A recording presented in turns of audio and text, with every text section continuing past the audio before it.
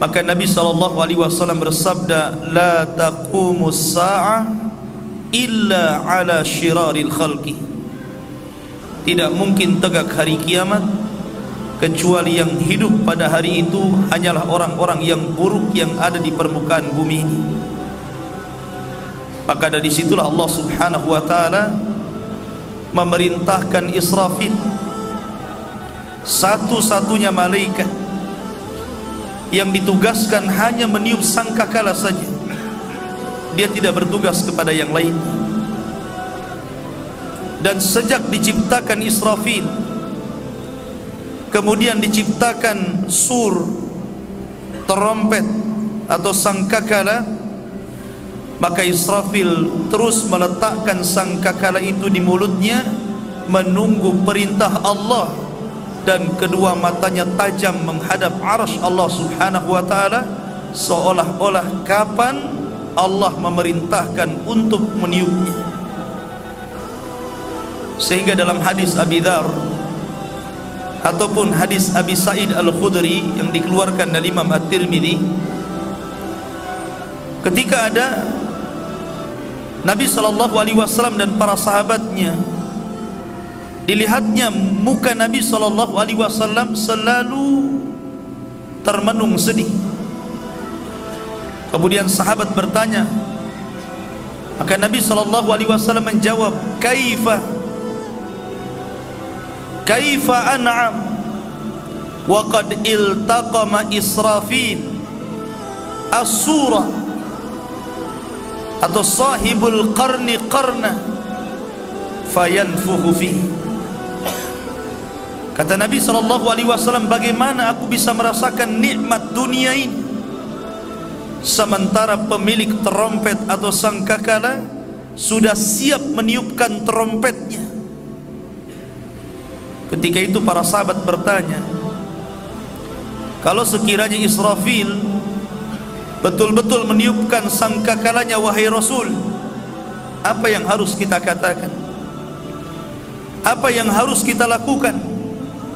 Maka Nabi SAW mengatakan, qulu, katakan oleh kalian, hasbunallah wa ni'mal wakil. Cukuplah Allah, karena Dia sebaik-baik pelindung. Tawakkalna ala rabbina, kita bertawakal kepada Rabb kita. Ma'asyiral muslimin yang dimuliakan Allah Azza wa Jalla, dalam hadis Abu Hurairah radhiyallahu anhu, Nabi SAW menyebutkan jarak antara tiupan sangkakala pertama dengan sangkakala kedua selama 40, tanpa menyebut 40 tahun, 40 bulan, 40 minggu atau 40 hari, walaupun pada asalnya dibawa kepada 40 tahun. Disitulah Allah Subhanahu wa ta'ala hancurkan alam semesta ini sehancur-hancurnya.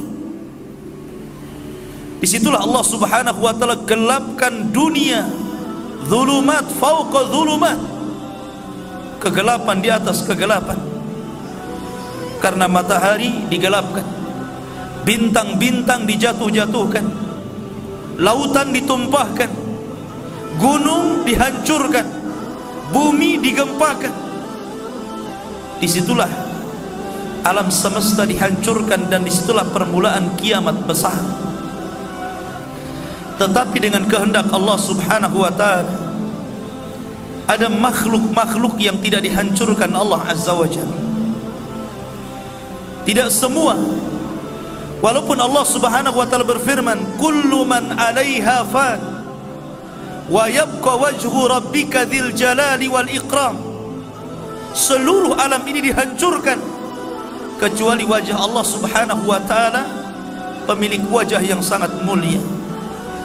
Tapi di sana Allah kehendaki ada makhluk-makhluk yang ketika terjadi kiamat besar Allah tidak hancurkan. Al-Imam Al-Barbahari dalam kitabnya Syarhus Sunnah,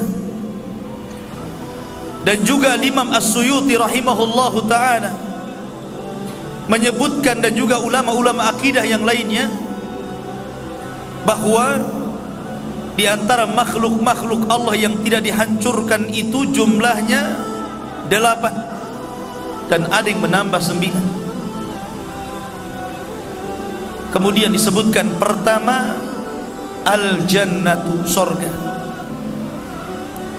Yang kedua an-naru, neraka. Yang ketiga al-arsyu, arsy. Yang keempat al-kursiyu, kursi. Yang kelima al-qalamu, qalam. Yang keenam al-lauhil mahfuz, lauhil mahfuz. Yang ketujuh ruh. Dan yang kedelapan al-ajm, ujung dari tulang ekor manusia. Dari situlah kita dibangkitkan oleh Allah Subhanahu wa ta'ala.